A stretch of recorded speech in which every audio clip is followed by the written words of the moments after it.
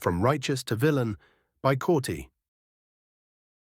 Chapter 11. Searching for Clues. When Kravik's face got really serious, mine followed suit. I wanted to ask what it was, but he didn't say. Not here, at least.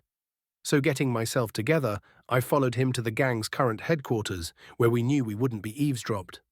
The air in the back room of the Crow's Nest was thick with the scent of burnt tobacco and the stale beer that was left behind by the previous group occupying it when we arrived. It was still early morning, so the usual rowdy atmosphere was still missing, leaving us with only the whisper of the few gang members who were coming in early. Finding a cleaner chair, I sat across from Kravik at one of the worn wooden tables, my fingers tracing the rim of a half-empty tankard left there, waiting for him to start. Well, he shrugged as he leaned back, bringing out a cigarette and lighting it up. With a pause, he took a long drag from it, exhaling a slow stream of smoke from his nose. "We've got a job, and it's not the usual kind," he repeated what he told me in my room, his voice betraying some annoyance. "Something bad, I assume?" I asked while I raised a brow. "How bad?" "Medium bad," Kravik answered as he took another drag, keeping it down a little before exhaling it away from my face, knowing I was not a fan of smoking.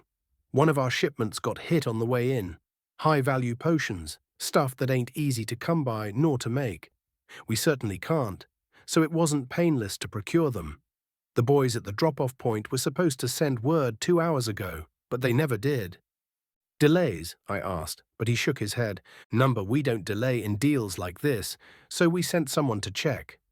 He paused, his lips curling into something between a smirk and a snarl. "They found corpses, Auriel. Our people were slaughtered, 5 dead, and the shipment was gone. The courier we sent didn't bother the scene. He bolted straight back to us to alert the boss. ... I didn't react immediately. Instead, I swirled the leftover liquid in the tankard before me, watching the ripples distort and clash against each other as I ran his words through my brain once again. And you want me to help track down the ones responsible?" "Yep."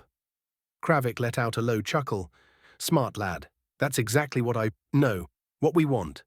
Don't worry, you won't be sent alone. We're heading out as soon as we are ready. You, me, and a couple of the experienced boys. This isn't just about getting our stuff back, kid. We are about to send a message. This is our turf." "Continue to listen." I leaned back, considering his words. I do owe the gang. They had taken me in and given me a place when I had nothing. And even though I didn't like the idea, I did sign up for this. Plus, loyalty was something I valued above all else.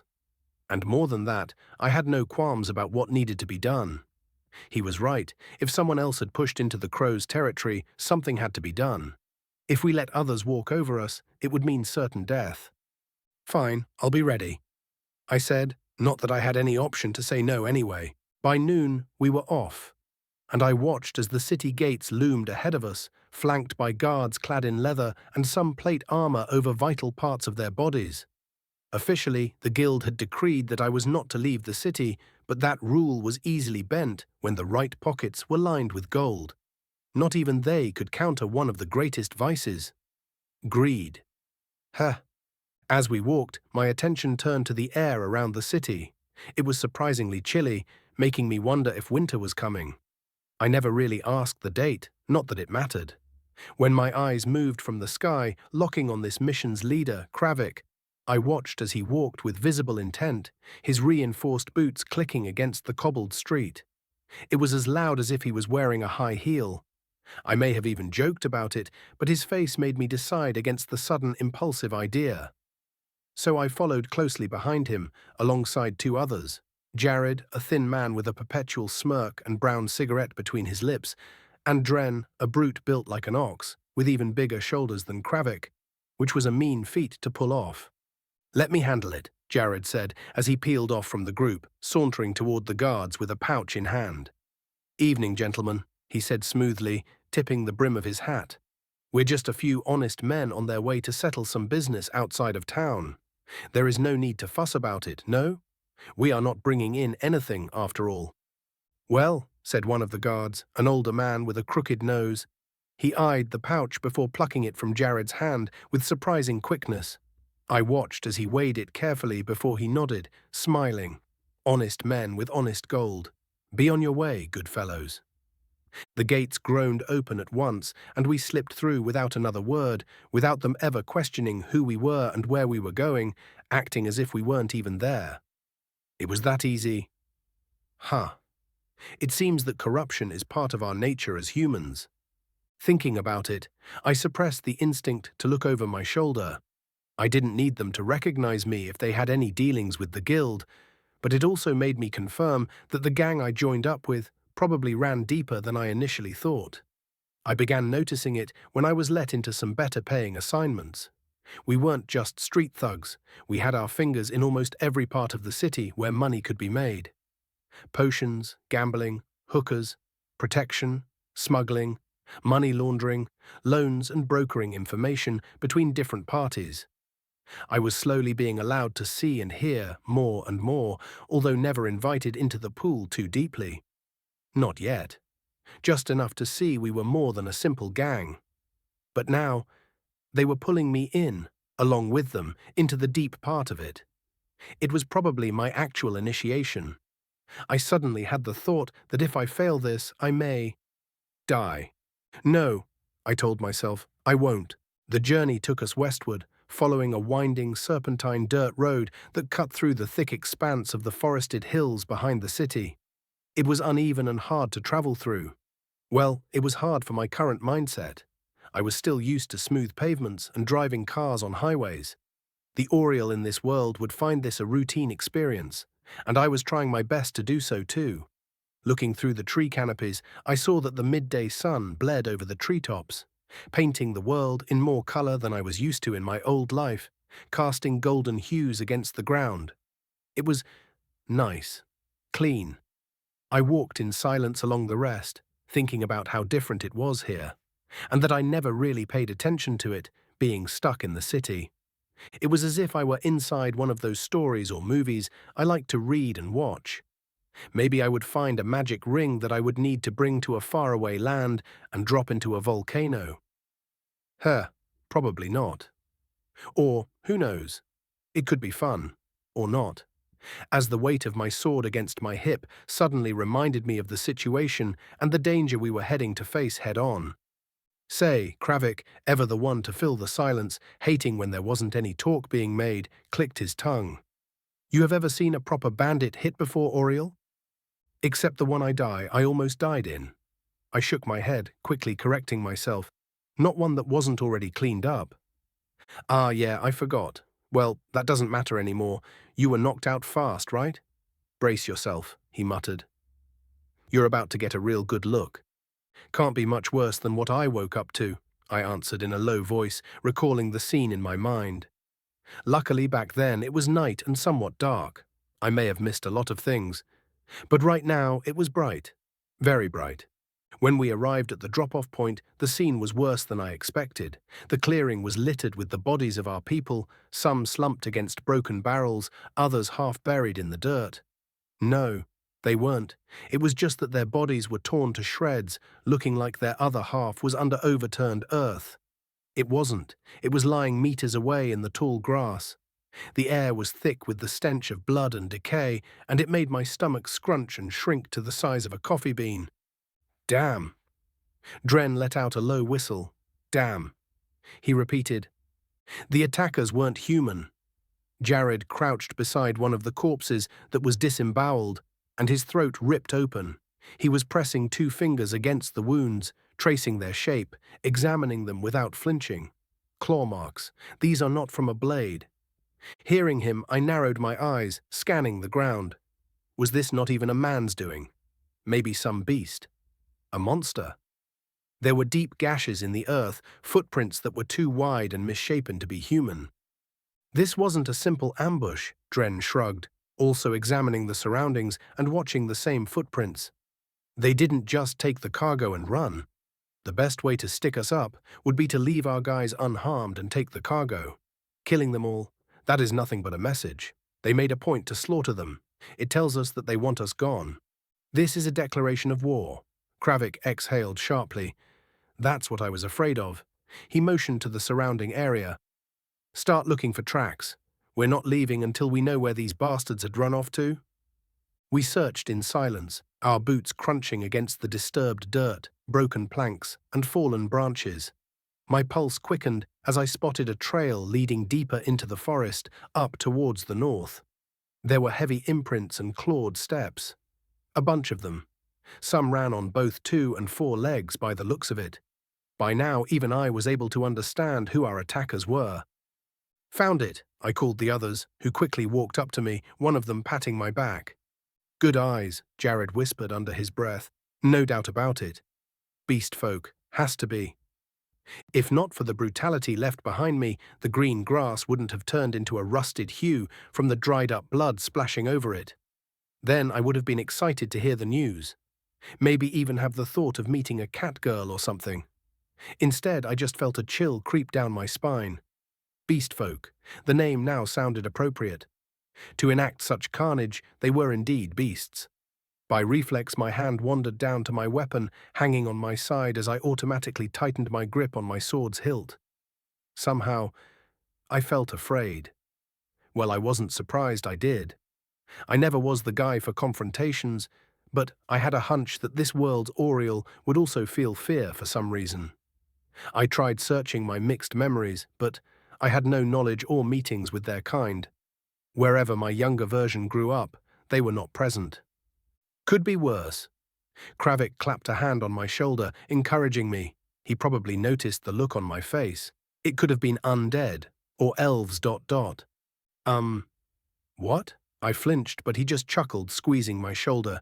"Looks like we've got our trail. You ready for a hunt?" I quickly looked down at the blood-stained ground once more, then at the deep gouges in the trees ahead. This was it. Come on, Auriel. New world, new me. Yes. This is all new. But so am I. "Let's find them," I said, nodding my head, my voice steady. "Good." Kravik grinned. "That's the spirit." Chapter 12. First Kill. The trail was fresh. I kept my gaze low, following the heavy imprints in the dirt and the multitude of deep gouges left behind by the owner of these particularly massive clawed feet. Some of the tracks showed signs of movement on all fours, others were visibly upright. Their owners were clearly fast, determined by the distance between the imprints. They would surely be faster than any of us. And that realization sent an involuntary shiver up my spine, though I kept his expression neutral. Still, just as some animals would trump us humans, this had to be just as valid to these beast folk. Yet the others seemed unbothered.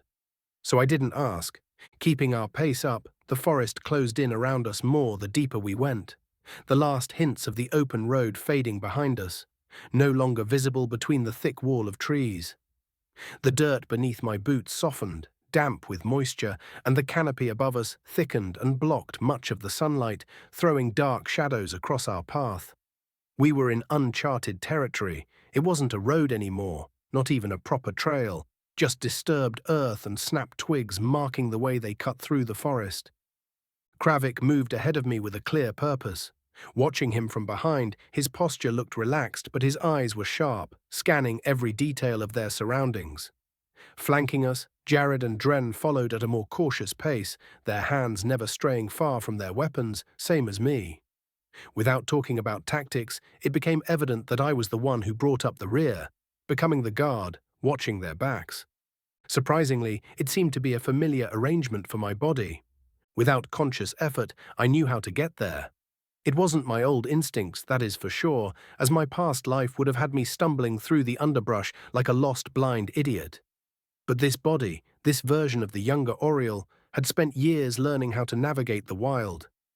Thanks, me. The knowledge came to me naturally after the realization. I knew how to place my steps, how to distribute my weight over uneven terrain, and how to avoid stepping on loose foliage that might make a sound. It just felt right. It was a strange sensation, as if two versions of myself were finally beginning to sync up. My rebirthed self, who had walked only on paved streets and concrete sidewalks though wished, was back in civilization though. The sheer untamed nature of the forest and the fact we were hunting bandits, beast-like ones at that, was not something that gave me much peace. Relax. You know this, Trust your instincts. At least that is what I was repeating in my head. I can't lose my nerves, not right now, or I could die. I don't think I would be lucky enough to get a third chance at life. And I wasn't about to find out. We moved forward in near silence, stopping only when Kravik raised a hand, signaling us to slow down. Whenever that happened, my breathing steadied as I adjusted to the movement of the others, keeping it fluid, controlled, and without unnecessary noise. The more I followed my instincts ingrained in this body, the more natural it became, no longer needing to even think about it. It was then I noticed it. A flicker of movement ahead. Kravik dropped low just then, motioning for the rest of us to do the same. Of course I followed suit, pressing myself against the rough bark of a nearby tree, leaning over cautiously, my eyes scanning the trees ahead of us. The tracks led further into the thicket, but now there was something new, a kind of fresh disturbance, followed by a rustling sound. It was faint but unmistakable if you knew what to listen for. ... Jared tensed close by, mouthing without making a noise. Scouts. I saw them a second later. Two figures moved between the trees, crouched low, sniffing the air. Luckily, Kravik had to be paying attention to it because we were facing the direction of the wind. Our scent was being blown in the other direction, missing their noses. Their forms were inhuman but eerily similar nonetheless. It was a mix of bestial and humanoid features. The first was wolf-like, standing on two, its fur dark and matted, only covering his clawed feet and arm. The remaining of his body was human all right. A bit taller and more muscular than normal humans, with a larger head, its animalistic ears flicking toward every small noise. The second was serpentine, its elongated body partially covered in sleek dark scales. She had no legs to speak of, but her torso was also like a human woman's. Yet her head was not. It was that of a snake, just like her lower body. Its slit pupil eyes scanned the area around them, making me quickly pull back to the tree before it caught me somehow. Beast folk. Now I understood the name and its indication. We can't let them report back, Kravik whispered. Quick and quiet. Quick and quiet? I wanted to ask, but there was no chance I could, so I simply swallowed once and nodded, my heart pounding in my throat. This was it, my first real fight. I could only hope to rely on my younger version's training instincts, the memories where he sparred and learned from proper instructors. Just keep an eye out for being knocked out again. The moment I thought about that, the younger Auriel's instincts surged to the surface, guiding my movements as if protesting against the blunder. The modern part of me, though, screamed at the absurdity of it all. I have never fought for my life before. How can I even think about this? But it was too late to hesitate. Kravik gave the signal while I was thinking, and I watched as they all downed a flask of red potion the size of a tiny vial. Dren moved first, stepping on a branch deliberately and snapping it with enough force to echo far and wide. Of course, the wolf folk's head jerked toward the sound in an instant, just in time for Jared to launch his dagger straight into its throat. His move was lightning fast, faster than any human should be able to move. I couldn't really follow him with my eyes. The potion. Now it made sense. The creature let out a strangled snarl but barely had time to react before Dren rushed forward, swinging his axe in a brutal arc. When his weapon's edge cut into the flesh, I expected it to bounce back or something. But no. The wolf's head barely stayed on its shoulders, blood spraying the underbrush, making the forest echo from the butchering, wet sound that accompanied it right as the body collapsed. Dead. It was dead already. The serpent folk hissed in surprise, twisting her body away from the attack, moving faster than any of us anticipated. Even with the potions reinforcing us, it was still quicker. I watched as it lunged toward Kravik, its mouth opening grotesquely, its jaw being unhinged, its poisoned teeth flashing. My body was already moving, an empty vial falling at the same spot I was behind a moment ago. I felt incredible in that moment. I was light. I was filled with vitality, with unbridled energy. I felt like I could take on the world. No wonder people get hooked on potions. My sword was drawn before I even realized my movement. I watched myself in detached awe as the potion took over, and I moved totally on instinct. My feet were then planted firmly, my balance perfect, right when I met the serpent's attack head-on. The creature struck fast, teeth slicing through the air toward Kravik's throat. But with me there, it couldn't sink them into his skin. I barely felt the hit, withstanding the inhuman force behind it as I deflected her with my blade, twisting my body just enough to avoid the follow-up swipe of its tail. The movement was flawless, like second nature. The serpent, switching her aim from Kravik to me, came again, hissing, its fangs bared at me. Yet I just stepped into the attack instead of retreating. My sword found flesh, carving through her abdomen and muscle in one smooth stroke, where there was no hardened scale covering it. The serpent's eyes widened in shock as its body faltered, probably not expecting that I would be so quick. If I could, I would have mocked it a little, because I didn't expect it either. But there was no time for that. This was a death battle, and I didn't let it recover. With a quick, clean motion, I slashed once again, this time aiming higher, severing her throat in one decisive stroke. I felt my sword reaching its target, cutting through its windpipe as blood squirted onto the dirt. The moment my blade cut into it, I felt it. Her body seizing up, the way her muscles twitched as the light drained from her eyes. It was over in seconds, but I felt every moment of it. I killed someone. It was a realization that was hard to put anywhere. So I just pushed it down. This was what it meant to fight. I can't freeze up right now. So burying the thought, I managed to step to the side at the last moment, or I would have been drenched in its blood, something I wasn't keen on doing right now. As the serpent woman crumpled, its body twitching before falling still, I just stood there, my breathing even, not even feeling tired, or feeling anything besides a sudden wave of exhilaration. The fight was over in seconds. Yet even when the two were dead, I just stood there, sword still held in my grip, finally starting to recover as my breathing became hard all of a sudden. Then I started feeling it. My heart pounded so fast I was afraid I would get a heart attack. Its drumming was echoing in my ears, adrenaline flooding every vein in my body, from my toes to the tip of my hair. We had fought. We had won. Nice save. Kravik clapped me on the back, chuckling. Not bad, kid. I was wondering if you'd freeze up. Luckily for me, you did not. That was too close. I slowly exhaled, lowering the blade in my hand, realizing how sweaty I was. But now I also get why potions are so expensive. What we use now is just low-level trash. Wait until you get some long-lasting variant. Oh boy, those are the good stuff, Jared said while he nudged the wolf folk's corpse with his boot. Still, for scraps like these bastards, it is enough. They're dead, and that's what matters. But running into scouts means we're close to their main camp. Yeah, and we need to move because they will realize that these two are not reporting back. Kravik nodded, already glancing toward the trees ahead of us. So let's not waste more time. We move fast before the wind changes and carries the smell of their blood back to their pack. Seeing the logic, I nodded while I wiped the blood off my blade, sheathing it with practiced ease. The others followed suit, making sure we didn't carry their scent with us. I felt that I was still shaken, but deep down something in me felt right. This was normal. This was something that I would get used to. Well, I hope so. Because after this, I wasn't just a survivor anymore, I was a fighter. Okay, I am a fighter who used speed and strength-enhancing drugs, so I may be disqualified, but fuck it. As I see it, this is pretty normal in this world. Now I couldn't help but think about what else these potions could do. Maybe after we are back, I ought to look more into them. Maybe ask Lera, as questioning her would be easier than getting information out of the gang. Also, less suspicious. I wonder, how hard could it be to make them?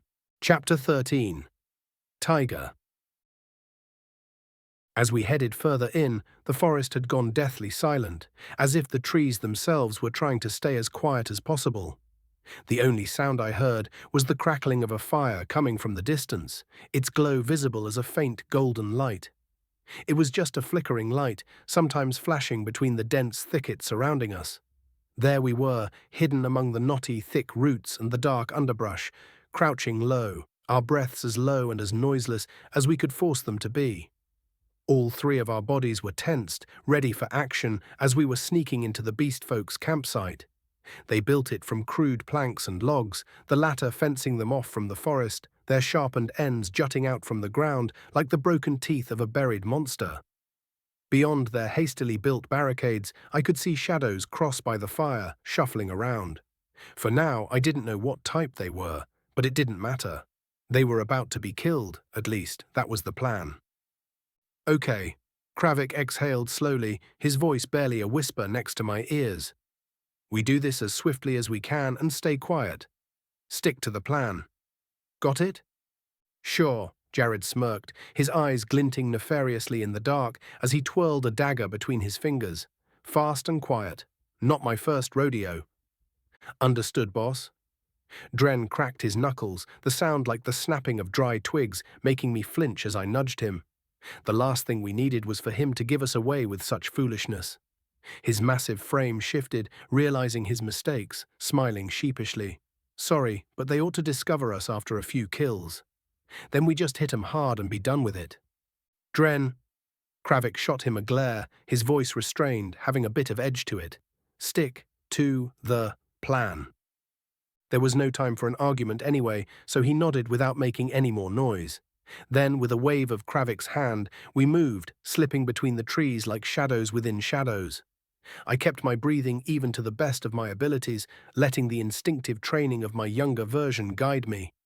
To my own surprise, my steps remained light and soundless, placing them at the exact spots Kravik did, following him like a cat would walk in another's trail. It was like that when we reached the wall, pressing against the rough wood, and I could already tell that this would be easier than expected. Or so I thought until I glanced inside. Jared scaled the walls first, his body pulling itself up quickly, disappearing at the other side. It only took him a heartbeat, and he was over, landing with barely any noise. Dren followed suit, his upper body strength pulling him up with ease, making the climb look effortless. Kravik went next, and he too almost hopped the 2-meter-tall log wall over without issue. Finally, it was my turn. Glancing at it, my fingers gripped the rough bark, splinters digging into my palms as I hoisted myself up. I should have worn a glove. Ignoring the feeling, my body moved as though it had done this before, because in a way, it had. Dropping down into the camp, I landed silently, crouched low between two tattered tents. Then, the smell hit me first. Ugh. It was sweat, dirt, and something rotten, like spoiled meat, left too long in the sun. Fuck, were all of the beast folk filthy creatures, or was it just these savages? That was a question for the future, because the air was also thick with the stench of unwashed fur and blood, reminding me of why we were here. Following the plan, we spread out, staying in the shadows as best as we could. Jared was already moving toward his first target. His dagger flashed, holding and aiming it in a way that the campfire's light in the middle of the encampment wouldn't reflect off of it, as he slit the throat of a wolf folk standing near a stack of crates. The half-human's eyes widened for a moment, a gurgling sound escaping its throat as Jared caught the body before it could fall, lowering it gently to the ground, already heading for his next kill. I swallowed, nodding to myself. Okay, Auriel, keep your cool. This was working. We could do this. Then it all went to shit. Nature is a hell of a jokester because a gust of wind rolled through the camp. It was a slight shift, so meaningless in any other circumstance. I would have ignored it if I had not seen Kravik flinch. Yeah, it was not unimportant. Not here. Not now. The moment that bastardly breeze passed us, a low growl rumbled through the camp.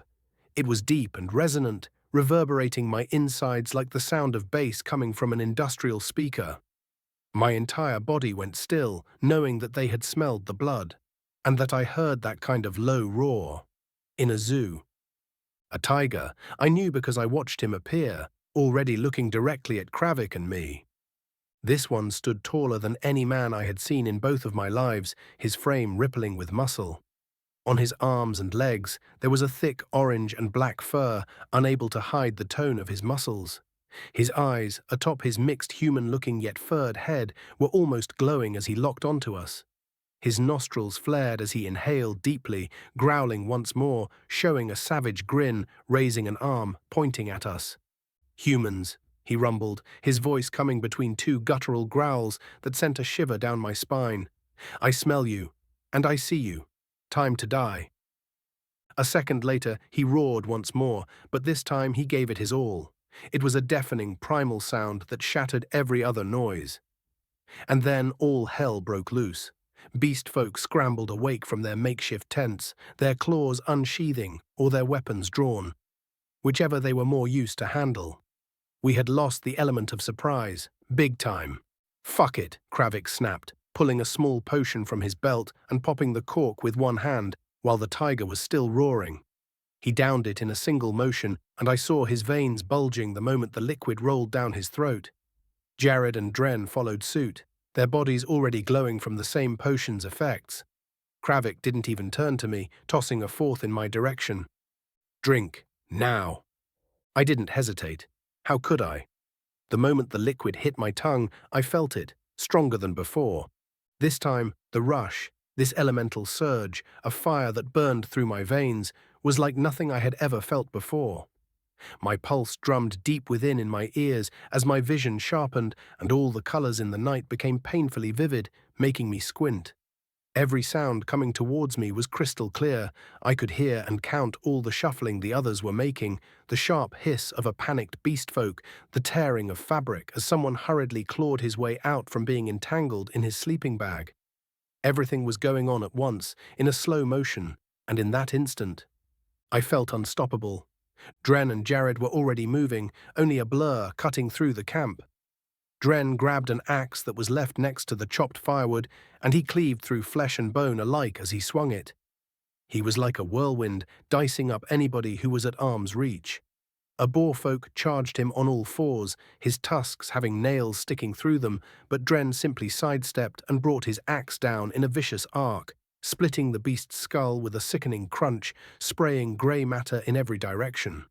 At the same time, Jared slipped between his opponents, his daggers flashing once or twice before disappearing in his hand. He was like a shifty magician. Another wolf folk lunged at him, only to have its throat opened the same way his compatriot, ending up in a spray of crimson shower, falling face first into the campfire. Then Jared spun, his movements perfectly countering as another beast folk tried to claw at him, yet he just fell to Jared's blades. But I did not have much time to watch, as their chief was already upon us. He was fast, faster than any human, and I felt it, even as enhanced as we were at that moment. His claws came for my throat, signaling me out as the easier target, I guess. But I was expecting it, my body already moving, dodging, bringing up my sword to parry. The impact shook me down to my bones, the force behind his strike sending a jolt of pain through my arms, but I held firm. I had to. Kravik, at the same time, went low, his own sword slicing toward the tiger's ribs, but the beast twisted like a snake, catching the attack on his forearm. The blade, with the force behind Kravik's enhanced attack, bit deeply, but the tiger barely flinched. "Number," he grinned, his fangs glistening with saliva. "Good," he thundered, "you'll make this interesting." Then he attacked again. He was relentless, a machine. Every movement was raw, powerful, and terrifyingly fast. His claws slashed toward my gut next. This time I was the one who twisted, barely escaping, the tips grazing my clothes and leaving deep gouges in the leather, drawing a thin line of blood under it. Seeing my escape, he lunged for Kravik next. Unlike me, he blocked, redirecting his clawed hands, retaliating with a flurry of strikes that, for the first time, forced the beast back.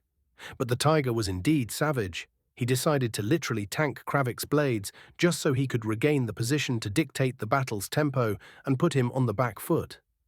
I couldn't dally. I joined in to keep pushing the tiger back and bring it down. Somehow, for every attack we landed, he traded with one of his own. My shoulder burned where his claws had grazed me again, the wound searing like hell as though I was dipped in fire. I saw Kravik take a solid hit to the ribs, the impact sending him stumbling, making him spit out some blood. But he kept fighting like it was nothing, his face grim, concentrating only on our fight. I was the same. I could feel the potion coursing through me, heightening everything, my reflexes, my speed, my focus, while it also made me tougher. It was intoxicating. It was terrifying. But thanks to it, I wasn't losing. Kravik and I moved together, getting into sync more and more as we pressed the tiger, forcing him to defend from both sides. He was strong, but he wasn't invincible.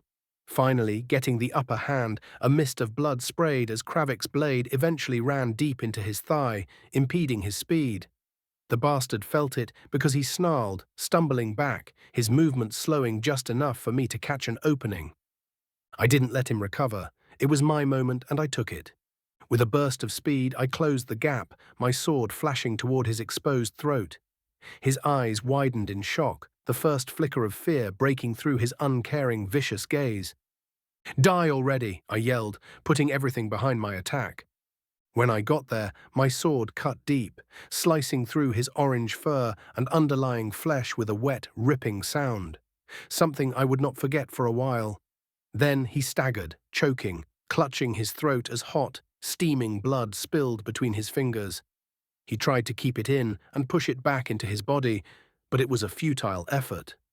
Then, his body swayed, his legs buckling beneath him. With a final gurgling breath, he looked at me, holding his throat, eyes burning, memorizing the last image, my visage, before he collapsed for good. Then, silence. For a moment, the campsite stood still around me, my lungs filled with a burning sensation and the smell of death. Then, behind me, the last dying screams of the remaining beast folk echoed through the camp. And it was over. Even then, I just stood there, the blade of my sword dripping blood, my chest heaving, my heart pounding like a war drum. The effects of the potion were already fading, and I felt the world slightly tilting as reality came rushing back, robbing me of the feeling of invincibility. My hands were slick with blood, and I felt some of it flowing from the injuries on my body, making my arms tremble from the strain that I was suddenly very aware of. "Heh!" Kravik wiped his blade clean on the fur of a fallen tiger folk, exhaling slowly. Then he grinned, his teeth stained red, his gums still bleeding into his mouth. "Not bad, kid."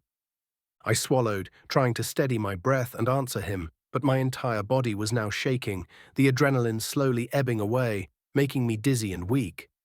But at least, I didn't die. Chapter 14, Aftermath. The only sound that remained around me was the crackling of the dying fires.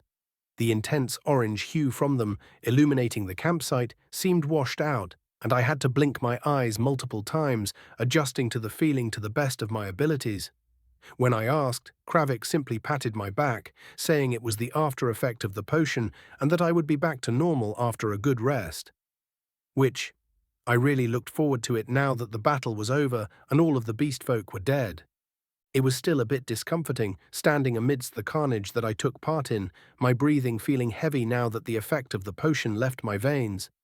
But at least I knew I still felt something, and it didn't override my brain with the ecstasy it gave me. I could tell that the ground beneath my feet was slick with blood, and I could register with my eyes that the once crude camp was now nothing more than a ruin of bodies, torn tents, and scattered supplies. Ugh! I flinched, shaking my body. The stench of death was thick, clinging to everything, and I wasn't used to it. The only time I saw something like this was in a video game, not in real life. It filled my nostrils, smelling bitter and metallic, and I fought the urge to gag. I raised my arms and watched as my hands trembled. Either the adrenaline was still coursing through me, or it was something else. Get a grip, Auriel. I have to get used to it fast. So pushing my fears down, I stared at the blade I used for the killing blow. Its edge darkened with the blood of the tiger folk, and I wondered how long it would take to get somewhat desensitized of this feeling. "All right, boys," Kravik yelled, drawing my attention, stretching his neck with a loud crack. "Loot everything. Don't just stand there." He smiled at me. "We will take it all, not just our goods they stole, everything. If it looks valuable, it's ours now." Finally, Dren dropped the axe he was gripping, sinking it into one of the fallen beast folk's furred shoulders, nodding. "Damn right, boss. They stole from us first. Now we take double. The usual rules." "The usual." He nodded and continued after seeing my expression. "You can take something for yourself, Auriel. It is how the gang pays for your services, no questions asked." "Oh."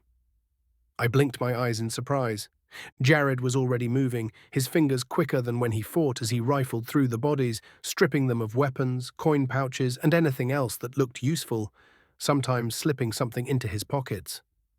I watched as the others moved through the camp, gathering whatever they could carry before finally joining them. Soon the locked chests were broken open, their crates pried apart to have a look at what was in them. One had a chopped-up human body. I somehow didn't want to see that, yet it happened. Wait. I flinched before Kravik could reseal it. What? He asked. I knew the guy. I muttered, but I wasn't sure. Really? He hummed, looking at me. Maybe. I looked away in the end, trying to search my thoughts. Then it clicked. It was in my younger variant's memories that he was with the guy in the caravan who sold us out. It was his partner or something, I think. Auriel? Kravik asked, his voice concerned, squeezing my shoulder. Sorry. No need. He smiled, bringing me away from the barrel. I know this can be much. You are still a young man and green behind the ears. Or white, young flower boy. Ha ha. I chuckled, genuinely appreciating the way he was trying to ease the mood. Come, let's find something good for you that you can sell to us. Wait, what? I stumbled, making him laugh. Duh, most stuff we pocket, we sell to the gang anyway. We give ourselves a good price. Well, damn. That is insider trading if I have ever seen one. Anyway, it did help divert my thoughts. Only a few minutes later, we did find the stolen shipment of potions near the largest tent, stacked haphazardly as if the beasts didn't even understand their worth. The sight of the potions made my stomach churn. I could once again feel the unnatural surge of strength they had given him during the fight. The way my body had moved faster and hit harder as if it belonged to a literal god. Someone much better, someone who didn't hesitate. Fuck. I had to keep myself in check. The last thing I wanted to get addicted to it. Here they are, Jared called out, lifting a wooden crate on the top of the stack. Looks like most of the haul is still intact. Finally, some good news, Kravik nodded. But don't stop there. Check it all. I quickly moved to help, my hands grabbing another, going through it, counting the number of flasks, noting that we had it all. Then I found myself a bag and began stuffing it with anything of value. Daggers, small trinkets, even a few old scrolls and parchment that were left scattered inside the main tent. Documents. I wasn't sure if they were important. Maybe it wasn't even the beast folks who wrote them at all. But anything written down might hold some kind of lead that I was too inexperienced to realize yet. But not the others. Maybe it's something Kravik or the unknown big boss would care about. A few minutes later, the camp was stripped bare of anything useful we could find. What we couldn't carry away was thrown into the fire and burned. The remaining tents, splintered carts, and even the wooden palisades were also set alight, turning the encampment into a funeral pyre for the fallen beast folk, and to mask our presence. I watched as the black smoke curled into the night sky, blotting out the stars above us. It was going wildly as we turned away from the destruction, heading back towards the city. Behind us, the flames roared like that tiger, its heat pressing against my back as I walked farther and farther away. I didn't look back. I couldn't. It was done. That was what mattered. No survivors, no evidence, no loose ends. The walk back to the city was long, but it felt shorter than before. Maybe it was because we had succeeded, or maybe it was the numb exhaustion settling into my bones, driving me forward on autopilot. The night air was cool, a welcomed contrast to the heat of the burning camp. It carried with it the faint scent of pine and damp earth that helped wash out the smell of blood from my nostrils. The forest around us was eerily quiet, making me think that I was still smelling of that stench. And I just got too used to it. On the other hand, animals would know and avoid us by instinct alone. No one amongst us spoke for the first stretch of the journey. There was nothing to say. The only thing I heard was coming from the loot we were all holding, stuffed into a sack over our shoulders, jingling as if we were some kind of bloody Santa Claus imitators. Well, it also gave me a new pouch, as I took one for myself. I wasn't sure of the value of the items we gathered, so I went with what I knew: money. Instead of gambling on grabbing something that was worth a lot, I collected a handful of coins that were shining in a golden color. I only caught Kravik smiling once, seemingly approving that I took that instead of something else, probably a pitfall that many fledglings fall into. It also made me think. I had actually killed, another being and then took its possessions. Maybe the worst of it was that it felt normal, and that thought unsettled me more than anything.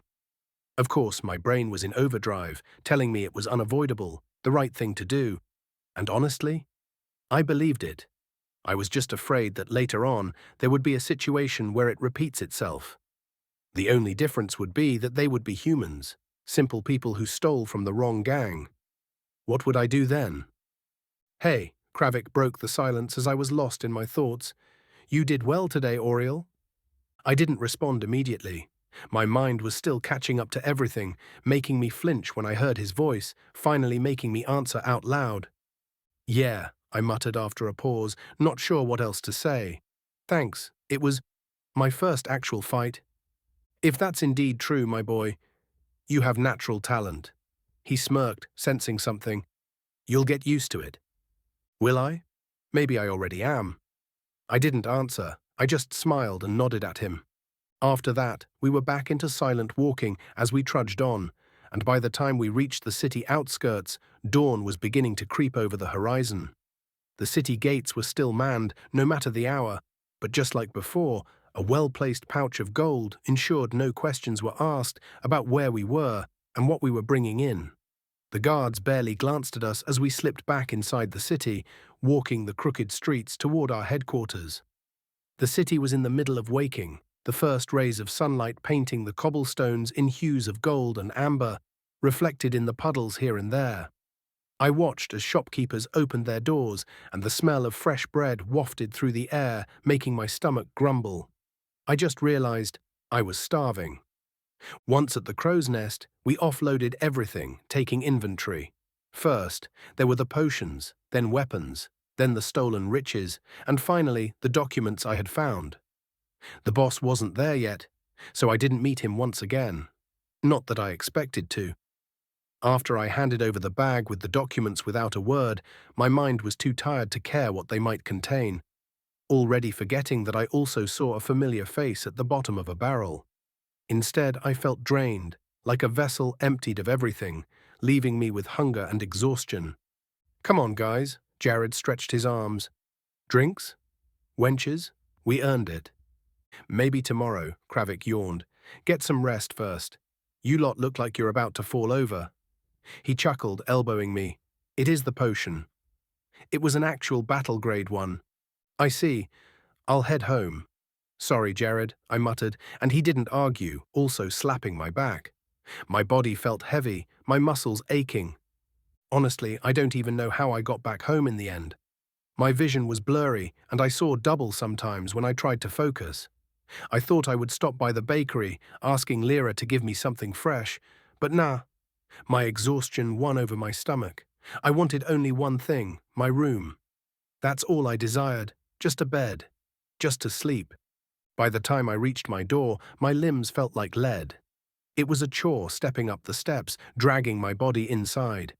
The moment I wobbled inside, shutting the door behind me, my body recognized I was in a safe place. It didn't even wait. It just pressed the off button in my head and everything went blank. I collapsed onto my bed, face first, boots still on, sword still strapped to my waist. Sleep took me before I could even think. And I didn't even dream.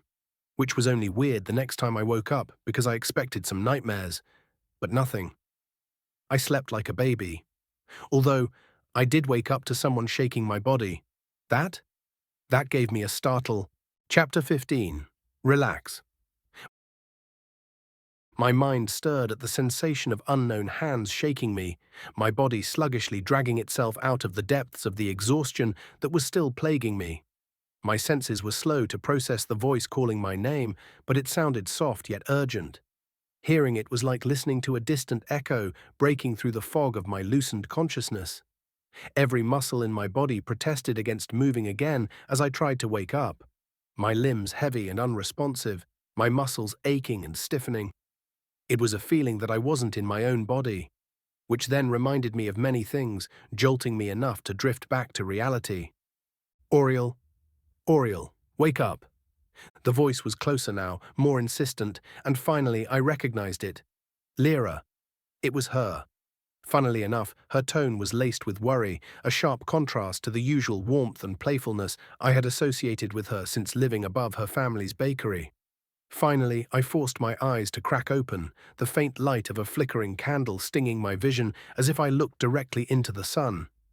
It was unpleasant. Squinting, moving my neck with a groan and looking away, the room before me swam in and out of focus.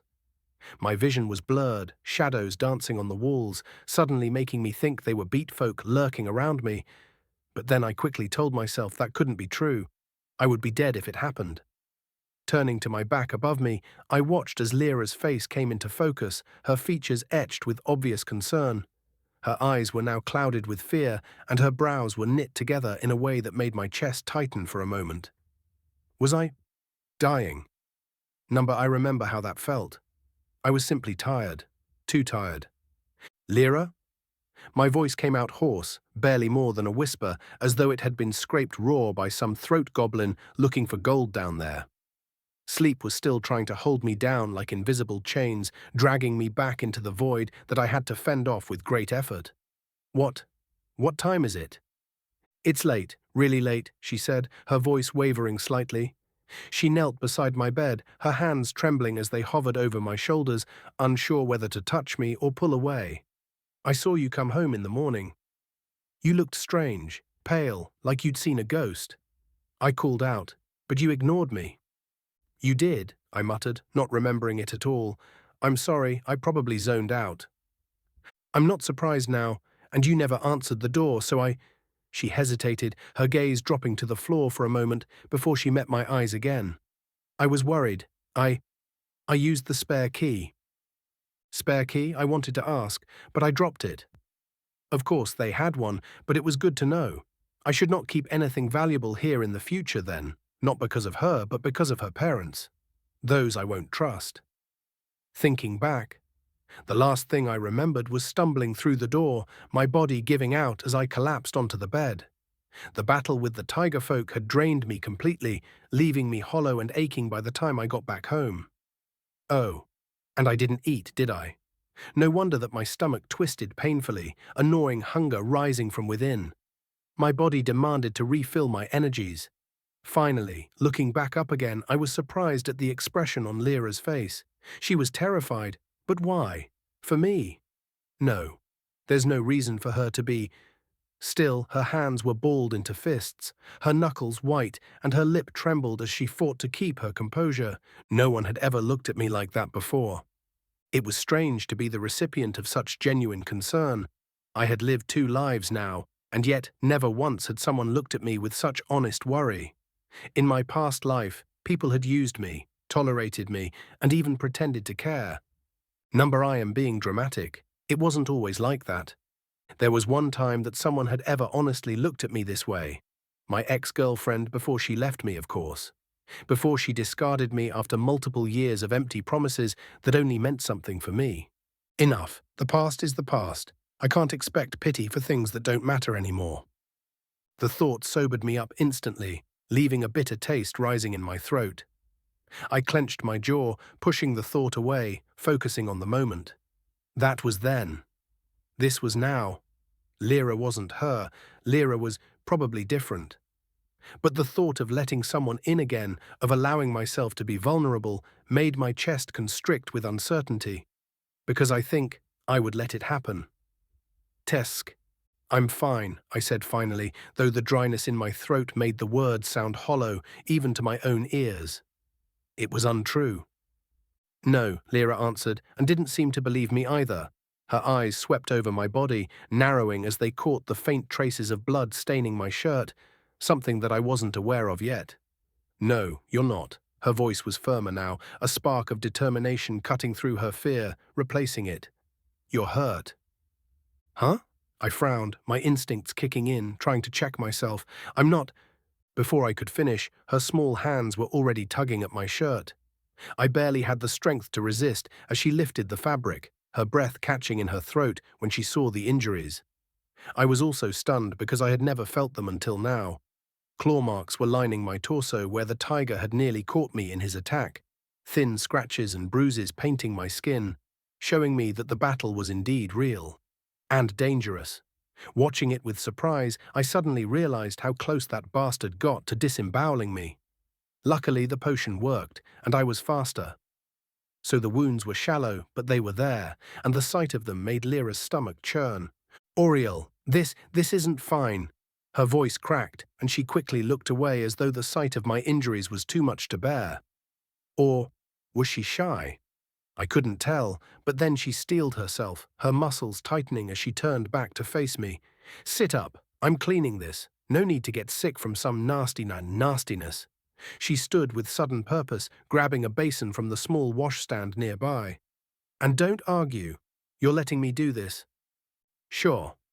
I sighed, knowing I didn't have the energy to fight her on it, nor to really do it myself. So I just sat up slowly, wincing slightly as my sore muscles protested against the movement. The cool air of the room hit my now naked skin, raising goosebumps as Lera dampened the cloth and began carefully wiping away the dried blood that was stuck to me. Her touch was gentle, yet firm enough to scrap it off, dabbing at the wounds with careful gestures. The water was chilly against my skin, a soothing contrast to the heat of his injuries that I began to feel now that I was conscious of them. Looking at her, she was so focused, biting her lower lip in concentration as she worked. Kind of cute. I kept watching her, feeling oddly detached from the moment. Shouldn't this be embarrassing? It should be awkward, right? But I couldn't find it in me to feel self-conscious. Not that I could, but I thought she may, considering how things are in this world. I guess at least. No matter. This was nice because there was a strange sense of comfort in her presence, a quiet reassurance. As I relaxed, letting her take care of me, I noticed that I was right in my thoughts.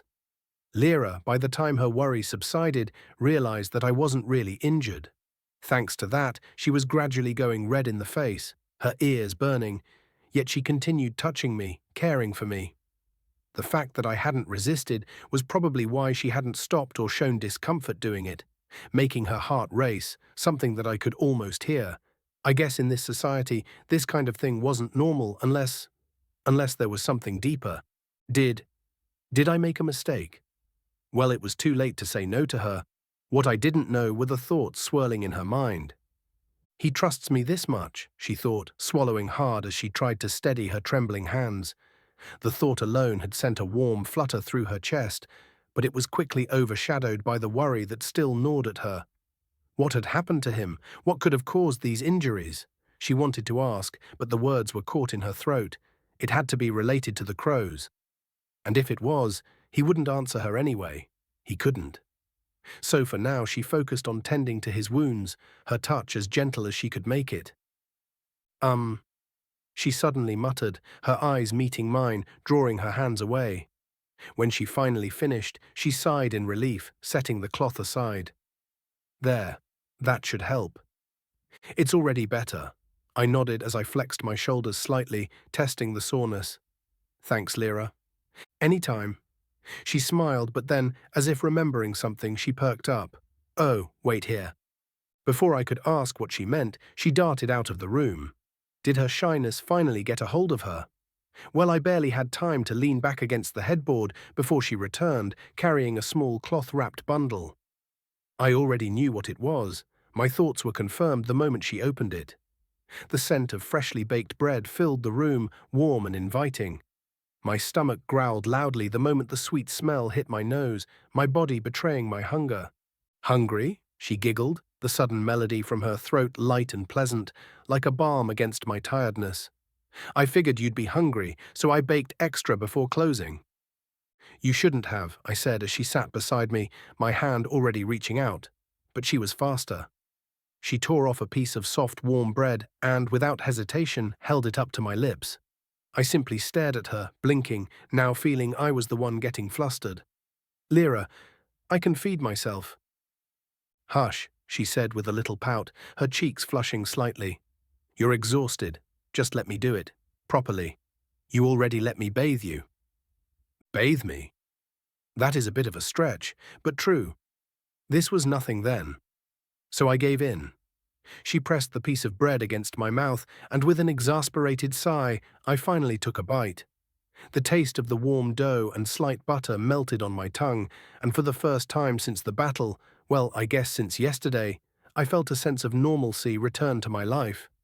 What was happening now? It was a small thing, but it was lovely. I enjoyed it. I really appreciated it. I never knew I was so starved for the feeling we were sharing at that moment. I think it made the food taste even better. Yummy? Lera beamed, breaking off another piece. See? Better, right? It is tasty. I chewed slowly, nodding my head. And yeah, I do feel better. She smiled even more brightly as she kept feeding me in small bites, humming happily as if playing the role of a devoted little wife. It was odd. No, it was ridiculous. But for at least that night, I didn't mind. For once, I wasn't alone.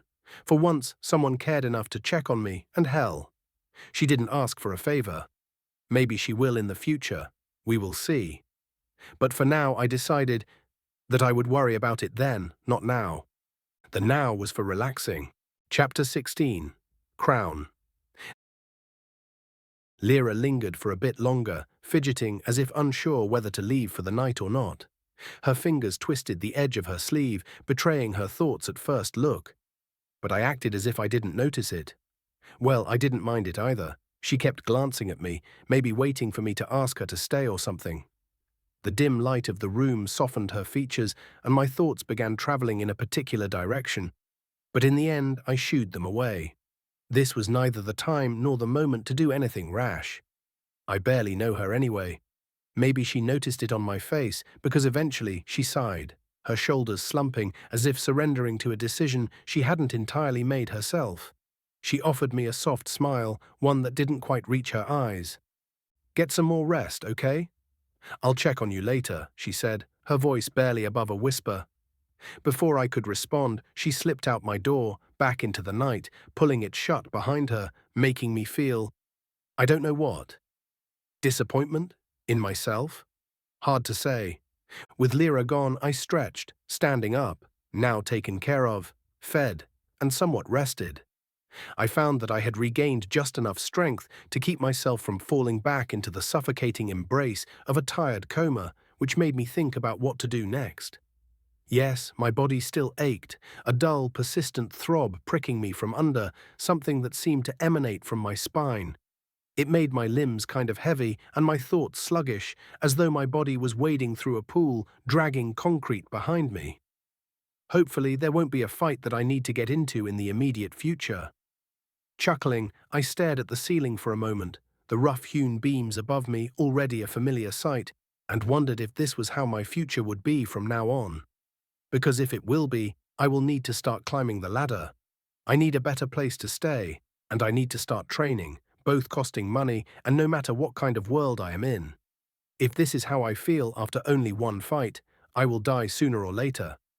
I must get stronger so it doesn't exhaust me so thoroughly and allows me to survive whatever fate has for me in store. Determined to shake the feeling off, I forced myself to start walking, wincing as my muscles protested the sudden movement. I dressed back up, each motion hurting, but I just ignored it. I took it to test the limits of my body. The fabric of my clothes felt coarse against my now sensitive skin, probably because Lera did such a good job that I was now wholly conscious that I was injured. Big deal, Auriel. I told myself, it is a cat scratch, stop being a baby. While scolding myself, I stepped outside, enjoying the cool wind and the clean air, something that was unknown in my old city. One thing this world for sure has over that is the quality of the air. No smog, no pollution. Walking down the stairs, I listened as the city was quieter at this hour than it was throughout the day, but it wasn't silent. Somewhere in the distance, a dog barked, and the occasional shouts of voices drifted from a house or two that I walked past by. Not every family has a peaceful night, huh? Typical. While walking, I kept my hood up, my hands buried in my pockets, forcing my body to move swiftly through the crooked alleys that led to the crow's nest. It turns out that a bit of active moving after the initial pain began alleviating it, helping me to move more fluidly. Or it was the after effect of forcing myself to a brisk pace. No matter, it worked. By the time I arrived, the crow's nest was as lively as ever. The warmth of the place had spilled out into the street, telling me that the others were probably having some kind of party, maybe celebrating our success. I could clearly hear Kravik's loud laughter and then the clinking of metal mugs against each other. Arriving, I paused at the door, entering the door, my eyes scanning the room until they landed on Kravik. The burly man leaned against the bar, a tankard in hand, looking as though he had never been injured at all, retelling our fight with the beast folk with exaggerated movements, joking about stepping on a cat's tail or something. Seeing me approach, he just grinned, his teeth flashing in the dim light. "Finally, I was worried you died in your sleep, but look at you, still walking." He laughed, his voice booming over the noise of the others. "But you look a bit pale." "Don't worry, kiddo. The potions hit differently for everyone. You'll bounce back soon enough." "Is it that obvious?" I shrugged while the others all came up to me, patting my shoulders and congratulating me, which felt really good. After a while, with my own mug in my left hand, I rubbed my temple, the ache in my head a slight reminder of the potion's effects. "It's not that bad, though. I am used to feeling like shit," I muttered, my voice low. "Nothing that a good drink can't solve." Kravik chuckled. "You're not built for the strong stuff, yet. You ought to start working out more and build some muscle. The stronger your body, the better it'll take the strain." I thought about it, but I shot him a wary look, my lips twitching in a half-smile. "Yeah, I am not really looking to turn into a jacked bull like you." "Moo!" Kravik laughed heartily, playing into it, his sound drawing a few glances from nearby patrons, bursting into laughter. "Suit yourself," he continued, taking a swig from his tankard. "But remember, strength ain't just about lifting crates or dames with each hand. It keeps you alive, fertile. You might be quick, but one wrong hit and you're done, kid. Then I just need to be fast enough not to get hit." I exhaled, crossing my arms over my chest. The idea of becoming stronger wasn't unappealing, but the thought of bulking up like Kravik wasn't exactly my lifelong goal. I preferred speed and precision over raw power. I believed in a type of balance that I had never strived for in my old life. Now I can try to. Still, Kravik had a point. My body had struggled to handle the strain of the potion, which only became evident after the battle was over. In a later fight, that kind of weakness could mean death if it overcomes me at the wrong moment. The thought lingered for a little more, a quiet unease settling in the pit of my stomach. Anyway, before I could mull over it a bit more, Kravik's grin widened, a glint of mischief in his eyes as he bumped my chest with his fist. "It's time." "Huh." I frowned, putting down my mug, but taking a big sip from it first. "Time for what?" "You'll see." Kravik clapped a heavy hand on my shoulder, its force nearly knocking me off balance. He is so touchy now. "What the—" "From now on, you're counted as a real member of the gang. And that means it's time for you to meet the crown." My body tensed slightly, a flicker of apprehension coursing through my mind. I had been working with the gang for a while now, but I had never met the person at the top. This shadowy figure who pulled the strings and made it all happen. Huh. This was a step deeper into the world I had already started to entangle myself in. If there was a sign of no point of return, this was it. Still, I just nodded. Fuck it, this is my life now. So I followed Kravik through the city, leaving the nest and walking the streets in silence with him. The more neglected alleys around our hideout soon gave way to more roads covered in polished cobblestones and well-maintained buildings, a stark contrast to the Crowfoot gang's usual operating area. Finally, the house we had stopped at was, although unremarkable, it gave me a feeling that it was intentionally so. It was the kind of place that blended into the background. There were no guards, no signs of danger, just a simple home with a warm glow spilling from its windows. From within, the sound of laughter echoed. Listening, I was sure that it was a child, bright and carefree, the kind of giggle that only innocence can create, which then was followed by a man's soothing voice. Kravik knocked and waited politely, patiently. When the door swung open, I was met with a surprising sight, making me blink my eyes multiple times, making sure I wasn't just seeing things. It was Rhysa who stood there, holding a small 4-year-old girl in her arms. The child's eyes sparkled with curiosity as she peered at me, her tiny fingers clutching a sewn little doll. Because she didn't recognize me, she took a bit longer time, her gaze lingering on my features before turning to Kravik. "Eh," she grunted, happy to see Kravik, who just beamed like an idiot. Which fitted him well, and I couldn't help but chuckle the same way. Right before my shock returned, looking at Rhysa, 1,000 questions emerged from within my mind. "Welcome, Auriel," Rhysa said warmly, her smile genuine. "Come in, have dinner. Let's talk about your future in my gang." Hiding in plain sight, huh? I shrugged, smiling, shaking my head. I wouldn't have guessed. Meanwhile, across the city, the atmosphere in the guild's main chamber was far less welcoming than what Auriel was going through. The room was dimly lit. The flickering light of a single lantern wasn't enough to light up all the faces of the men gathered around the one table they sat at. Their expressions were grim, clearly debating something they were not too happy about, something that gave them a slight headache. "He slipped out of the city against orders," one of them muttered, his voice tense, "and now he's back, like nothing happened. He defied our direct order. He is guilty. ... The guildmaster, Regan, tapped his fingers against the table in a slow, deliberate rhythm, stopping his colleague from continuing. "The real problem is who he was with. The Crowfoot." "Yeah, ... Another man shifted uncomfortably in his seat, his gaze darting to the leader before settling back on the table. "We can't afford to act too harshly. The gang supplies us with valuable intel and goods, and our partnership is going back a decade now. If we push too hard, we risk losing their cooperation." "And?" A younger member of the gathering frowned, his hands clenched into fists on the table. "If we do nothing, we set a precedent. Auriel isn't just some foot soldier, he is a registered member of the guild. To remind you all, the guild spans over the continent. If he starts aligning himself too closely with them, he could become a liability." He dash. "Enough."